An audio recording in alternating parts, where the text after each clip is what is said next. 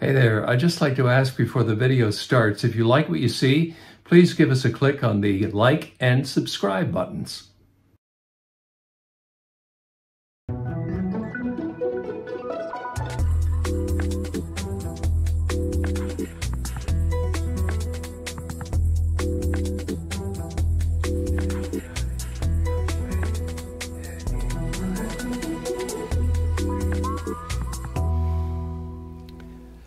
Hello, I'm Karl Wells. My guest today is president of Pope Productions.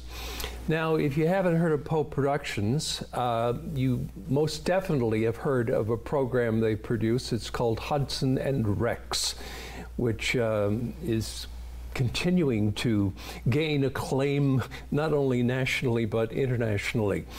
She's been involved in the art scene in Newfoundland for many years.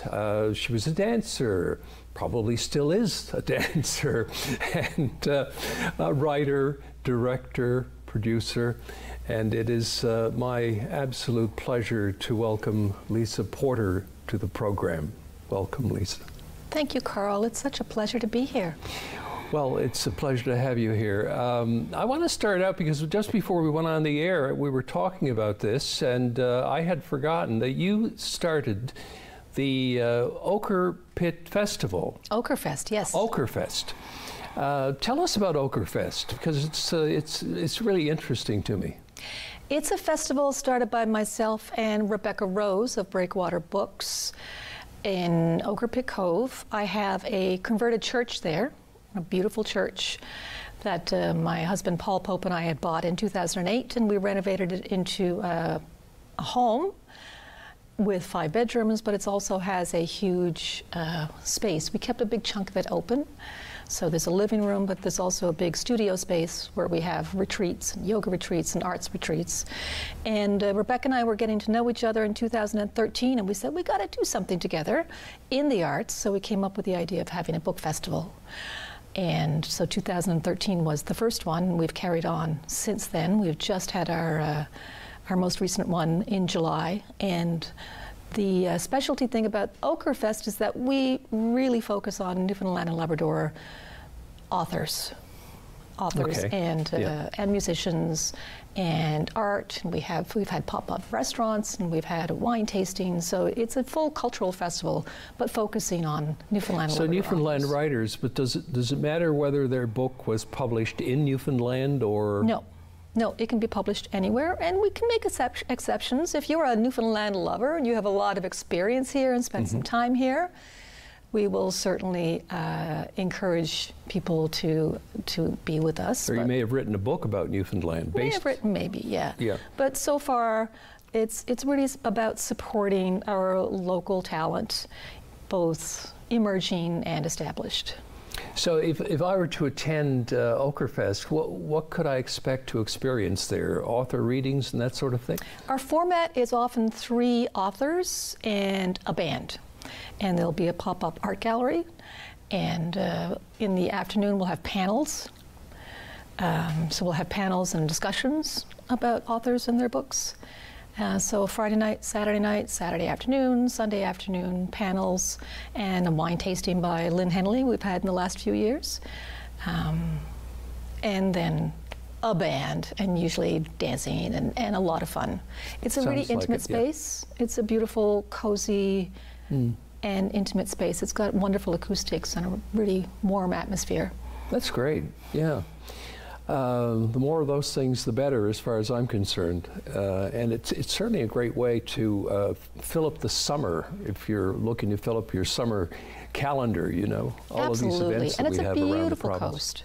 And it's a beautiful coast. It's a beautiful coast. It's a little less touristy than some of the other places, but I mean, you've got Northern Bay Sands there, and you've got Salmon Cove, and the landscape is just gorgeous out there.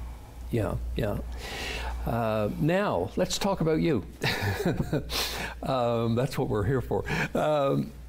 You were a dancer at one point, so did you start dancing when you were a little, you know, girl, 2 or 3 years old, or? Yeah, knee-high to a something or other.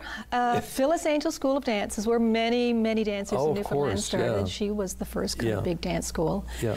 And I grew up in the East End, and one of my very first best friends as a child was Sarah Sexton, because the Sextons lived behind us on Ennis Avenue. And I loved her household because it was big and chaotic, and she loved my household because there was only two of us. And so we were both enrolled in ballet at Phyllis Angel School of Dance, and our dads would take turns driving us downtown because it was down in the old Cathedral Parish Hall there on Queens Road. And I loved going into the with Mr. Sexton because he let us be in the back of the station wagon back in the day, right? So Sarah became my best friend, and I really spent a lot of time in that household and met Mary. And of course, Tommy Sexton was around then, and he was an inspiration, and he was a hero, and he was a dancer. Yes, he was. Yes, he was. Yeah, a very good dancer. Yeah. Yeah. So I did the years and years of ballet, jazz, and I don't know if I did tap. I didn't do tap. Ballet, jazz, gymnastics, a bit of everything, and did all those concerts at the Arts and Culture Center. You know, I did get the bug, like many people do. Now, you said there were two of you. You had a brother, and tell me about your brother. Was he arts-oriented as well? My brother, Jerry Porter, he was a graphic artist. He did do some journalism. He was president of the Canadian University Press back in the day. He was pretty active as a journalist and a thinker and an intellectual. He actually worked for the Telegram for a year before he got a job with Munn Extension back in the day. So primarily he was a graphic artist, and he continued with Munn for many years and had a bit of a cult following among his peers. He was a satirist. He did many cartoons over the years, political cartoons. He had the first comic book in Newfoundland with Wallace Ryan, Zeitgeist, first ever comic book that was published in Newfoundland. And he was just incredibly smart and clever, and everybody loved him. He passed away in 2016, and he was a huge loss to the community. Just to get back to dance, were you one of the founders of Neighborhood Dance Works, or were you just involved with Neighborhood Dance Works? Not quite. It was founded by a group led by Kathy Ferry, who was a lovely contemporary dancer, and Lois Brown, who became one of my favorite mentors. Ann Anderson, Agnes Walsh, who was a poet, and it was founded as a collective and would bring in teachers and do collective work, and then it established a dance festival, the Festival of New Dance, in 1990. And I was actually programmed on that first festival. So myself and Stephanie Squires did a piece in that very first festival. And at that point, I had left ballet. You know, I was going to university, I was doing different things. Once we got into pointe, that was really hard. I said, I don't want to be doing that. It's not very good for you. But I really appreciate... Not very good for your feet. It's not good for your feet. But I really appreciate all those years of dance, because it certainly gives you an awareness of your body, an awareness of strength. I would recommend to anybody, any adult, to do ballet. It's a wonderful kind of dance training to have. But you know, I petered out like many people in their teen years, and then with the Festival of New Dance, I had started to get involved in more contemporary kinds of dance theater, dance. A lot of my work tended to be storytelling, a little eccentric storytelling, so a combination of storytelling and dance. And one of my first summer jobs... You mean telling a story through the dance? Or? With dance and with talking. Okay. Yep. Yeah, kind of a poetic talking, or... because dance and theater don't necessarily have to be different things. I think I probably learned this from Lois. One of my first summer jobs as a university student was clowning with the RCA, the LSPU Hall, with Lois Brown and Marilyn Bernard and Kate Heaney and Terry Snellgrove and Janice Ripley. And it was the best. Like, how can you have a better summer job as like a 20-year-old university student?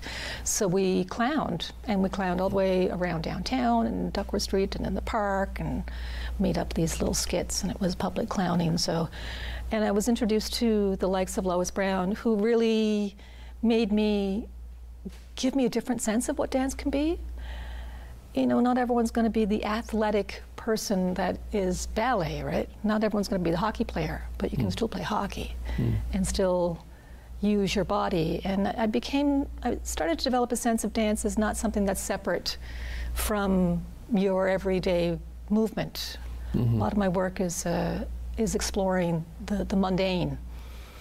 So I think of dance as something that we all do, like when you get up in the morning and get out of bed, when you prepare your breakfast, when you brush your teeth.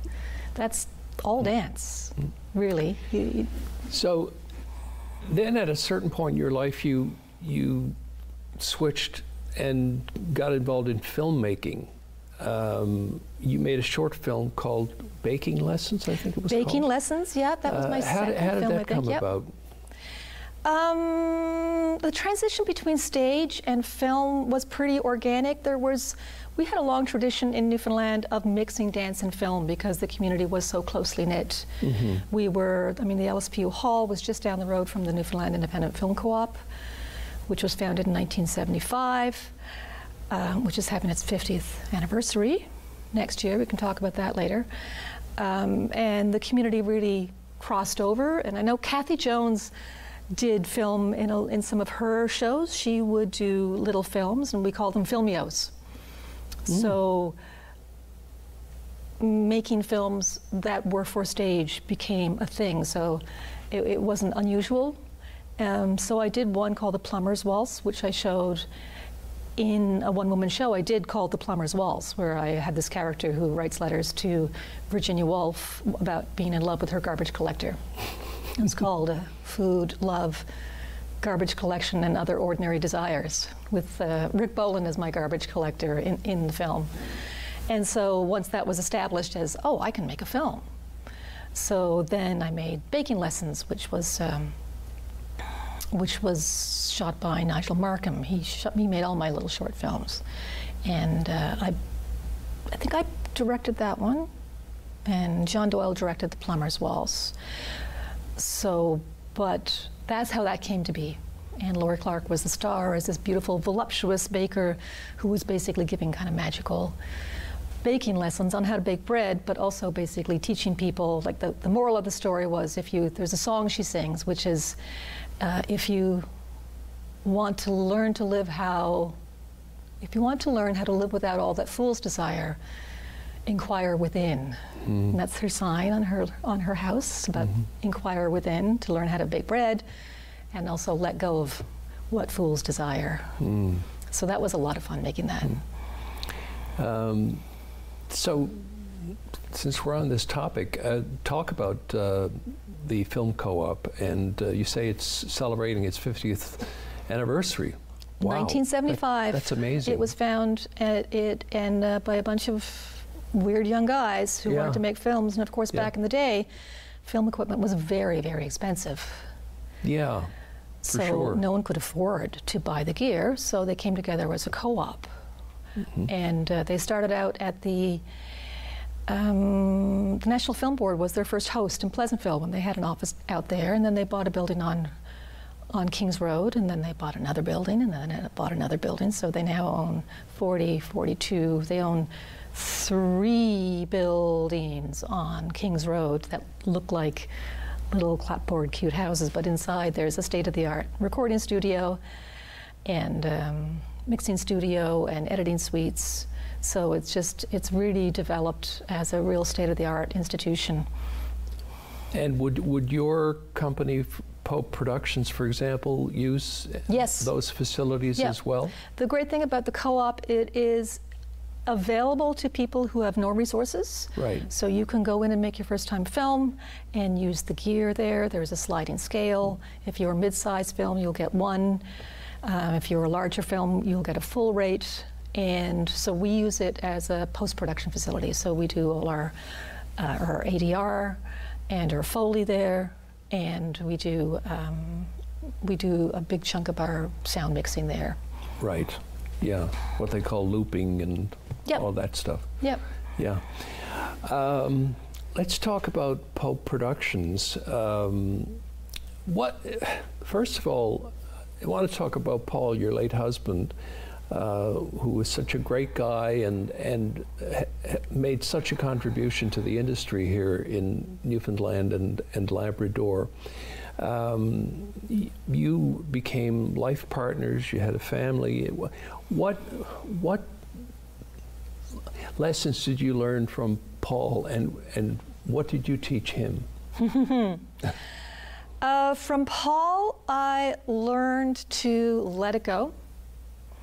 The biggest thing I learned from Paul is to be a sponge, soak it all up, never stop learning, and to generously give it back. Soak it all up and then share everything you know. No one can fill his shoes. He was an extraordinary man. He was larger than life. He had a huge personality. We had so much fun. Every day was a party with Paul. Every day he would get up and say, what are we going to do now? And he always had a project, always had a scheme, always had an idea. And you know how they say in improv, you know, that idea of yes and? He was a yes and guy. Yeah. Like when he came up against a wall, that something wasn't working, you could see his eyes. You could just see his brain working. And I could see that look on his face. And he'd just be thinking, all right, so there's a wall there. What are we going to do? You're going to go around it, you're going to break it down, you're going to go over it, you're going to go under it. We're just going to deal with it. Nothing would stop him. So he had an incredible creativity and an incredible sense of camaraderie. I mean, filmmaking is not something you can do by yourself. Well, I was going to say, you know, one of the first things I noticed about Paul was that everybody was important. Yeah. Every job was important. No job was more important than another job. Every single person on the team was important, you know. It really was a collaborative effort for him. You need all those people. And he made everybody feel important. You know, he may not remember your name. That wasn't his strength. Not mine either. Because there was a lot of buddy, chummy. And he was famous for that.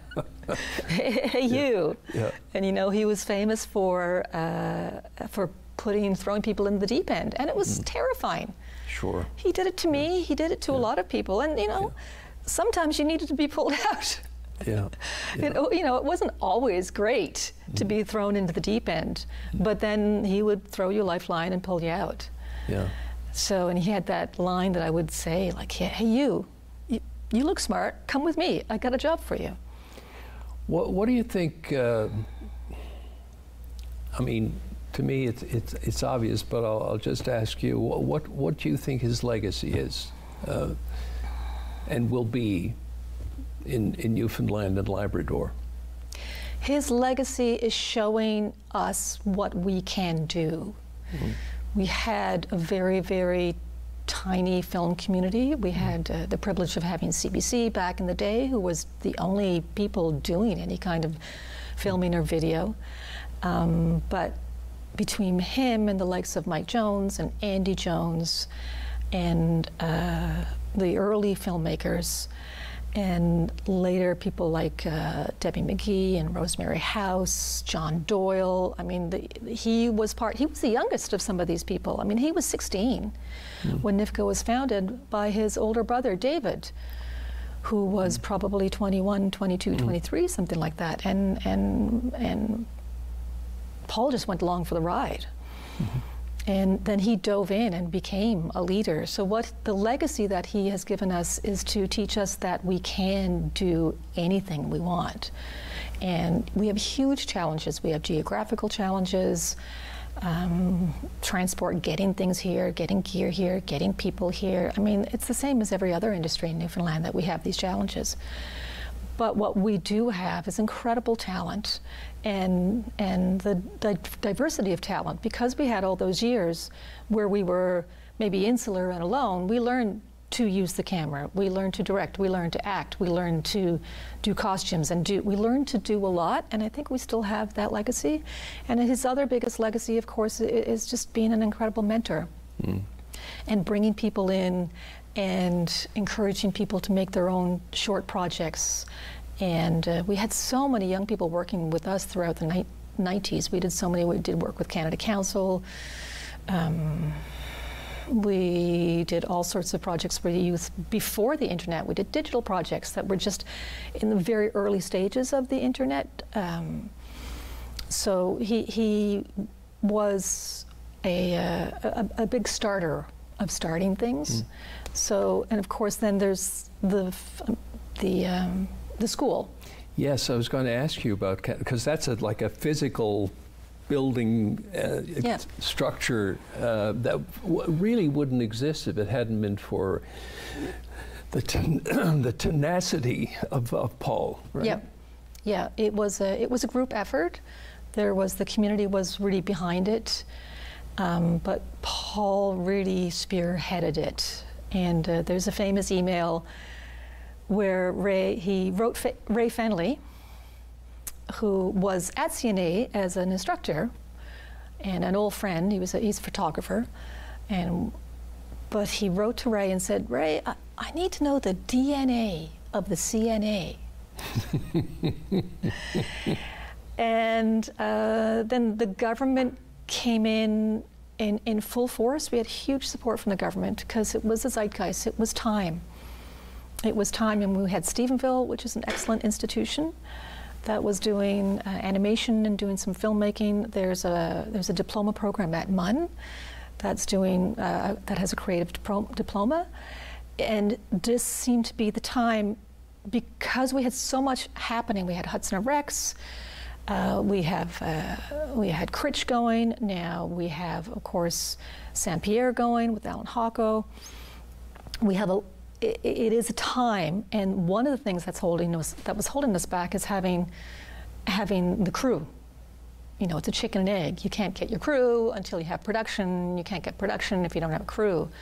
So we wanted to start getting the crew trained so that we're not just bringing them off the street, which is what we have done for the last 30 years, to say, like, Karl, you know, you're smart, come here, hold this, hold that light, you know? So that's where that program began. And once it began, it happened so fast. CNA worked so fast, the film and television community worked so fast to get the building, get the former Brinton Memorial Building, and get a curriculum development consulting group on the go between the CNA internal people and between the film and television community. So the curriculum was developed, the school was bought, the school was designed and renovated, and it was opened actually before the school was even renovated. So they crammed them into the CNA, and that was Paul's style too, right? Why wait? If you wait till you're ready, you won't get anything done. Right. You'll be waiting forever. So trust that you're going to learn it as you go along. So these young people who are being trained now at that center for film and media, they're going to be able to come out and go to work. They can go right in. There's a one-year program, a technical program, and then there's a two-year program. That's the creative program. So you can come right out of the one-year program and go work in the industry. You're still not an expert, but they have state-of-the-art, brand new equipment. I mean, when we did our first tour with some people from the industry, from the unions, from IATSE, and from DGC, and from the industry, I saw some envy happening. Like, wow, look at that dolly, look at those cameras. So it's brand new, shiny, state-of-the-art gear that these kids are training with. And for the first time, we have been able to have work-term students, which we couldn't really do before because, I mean, we've got insurance, you've got, you know, we've got, you can't come and work for us for free in a larger production. I mean, you may be able to do that in a small production, but for us, right. Yep. We were unionized, and we pay people, and we want to pay people, but now we have an agreement with the school and with the unions that we can come in and do work-term students. They don't work for free. They still work. They still get paid. Sure. But Yep. it's everyone's on board. The entire industry is on board with this. So every production has had work-term students, and they come and they get paid and they can work on a real production. And how did it make you and the family feel when you found out that they were going to name this center after Paul? Oh, well, it was a few tears. There's a few tears. Yeah. It's the Paul L. Pope Center for TV and Film. Center for TV and Film. Yeah. That's great. Yeah. That's a wonderful. And I do want to emphasize that, I mean, he passed away, and the timing was there. I mean, it was announced just a few days before he passed away in April of 2022. But I do want to emphasize that it is a group effort and that everyone in the community has come together to make that happen.